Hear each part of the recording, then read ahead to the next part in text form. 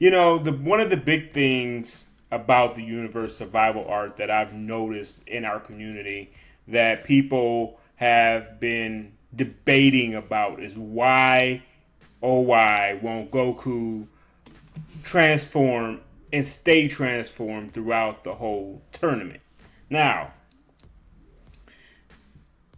they have given many different reasons why, but I'm going to throw something in. The canon, I guess you can say, if you're going to say the canon, if there's a canon out there. But at least within the episodes, it has been stated multiple times that Goku and Vegeta are not staying in Super Saiyan Blue in order to conserve energy. That's the reasoning behind, because Super Saiyan Blue is a lot more stressful on the body. Super Saiyan Red is not so much stressful on the body. You see what I'm saying? So there is a difference between the two. However, there is still another question of why he refuses at times and lets down his guard. Why is Goku letting down his guard? Why is he not allowing himself to eliminate people? What is the reasoning behind Goku just beating people and then letting them roll away? Well, this is in Goku's nature. As we all know, Goku's nature is not really to kill his opponent. It's just to beat him in battle so he can come back later, get stronger, and fight them again. Or, at least in the case of Piccolo, Vegeta, Tien, Shinhan, Yamcha, and even Krillin for that matter, become good friends with them, and like family with them. That is one of the reasons why Goku does not destroy his opponent. That has never been Goku's MO. So don't expect to see Goku just eliminating dudes. That's not his MO. He's never done it. That's why he let Kale and Khalifa get away, because he let them walk away because at this point he wants them to get stronger so he can face them later. Do you see what I'm saying? He's always showing this resolve that he wants everyone to be stronger, better, so he can face them later. And he keeps this mentality.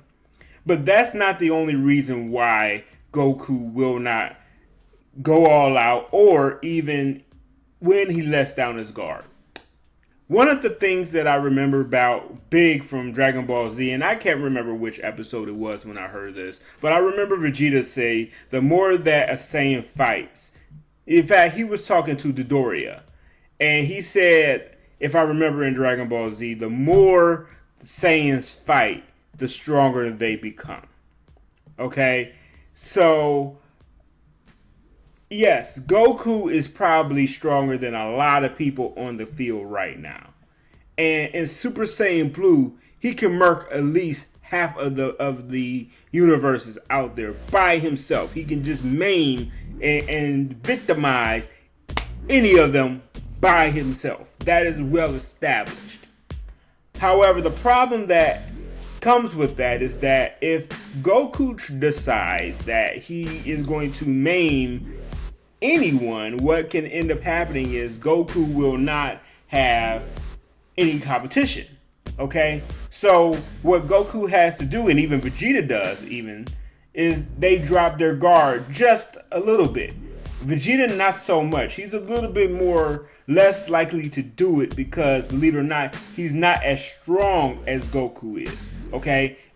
Although he always aspires to be stronger than Goku and he uses Goku to get stronger, he still is not on the level of Goku as a fighter. Okay? And even he had to admit, at a point, Goku was stronger than him, even though there came a point where Vegeta was stronger than Goku in Dragon Ball Super. Okay? But even then, he still is trying to elevate himself. So he puts himself in extreme circumstances to allow himself to get stronger. That's why Vegeta, trains at high levels of gravity, because he's trying to get stronger. He's not trying to stay as a weak Saiyan. So I would say that if there was a reason why Goku is as strong as he says he is, but he does not allow himself, or he lets his guard down and everyone has to keep telling him and in the survival arc to stop dropping your guard. And he says, yeah, I know, but he continuously does it. It's because it is a battle tactic so that he can learn from the warriors around him, number one. And two, so that he can lower his standards so he can get stronger. It's a weird tactic, but it works for him. He doesn't have to go beyond his limits just yet. But yet, when he goes to fight Jiren, okay, and he goes to fight Toppo, I'm like 1,000% positive that you're going to see a different Goku. He's going to go beyond his limit. We're going to see limit breaker Goku. Excuse me, my screen may have fluctuated again. We will see limit breaker Goku sooner or later. We're going to see this new transformation. We can't rush to this ending. And believe it or not, as this series begins to crescendo, we're going to see more different size of Goku. But right now, in order for us to build some characters along the way, including Gohan for that matter, because last week we got some great development from Gohan in episode 103, and as we all can tell, he clenched his fist. Now, when I was a kid watching Dragon Ball Z, when Gohan clenched his fist, we all knew that's when Gohan is starting to get a little pissed. Now, my question is, who is he pissed with? Now, that's a whole nother conversation for a whole nother time. But to get back on topic, the whole thing that I think that we can conclude from this whole situation is that Goku can turn on any transformation at any time. He has a plethora of transformations that he can go through, and he is staying away from ones that are going to raise the bar. So, good example, he went Super Saiyan 2 against Khalifa.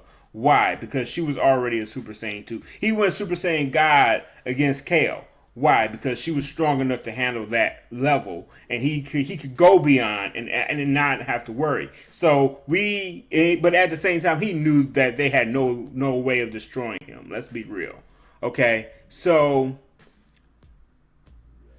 Goku in Japan is more of an idiot than he is in America. Let's be real with that too. That's another thing.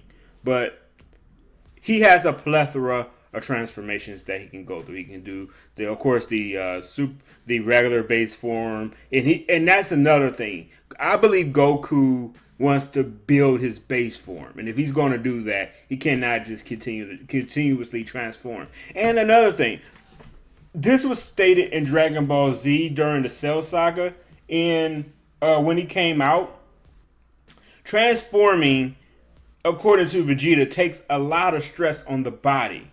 So for him to continuously to transform, it's gonna start stifling out some of that energy that he has.